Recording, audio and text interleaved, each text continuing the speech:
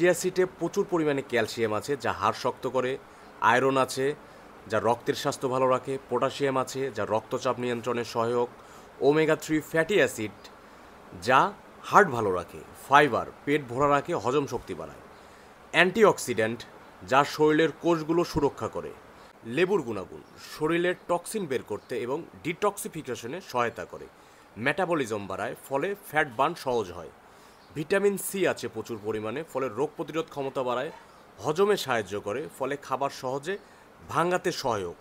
ত্বক উজ্জ্বল করতে সহায়তা করে, কারণ লেবুতে প্রচুর পরিমাণে অ্যান্টিঅক্সিডেন্ট থাকে।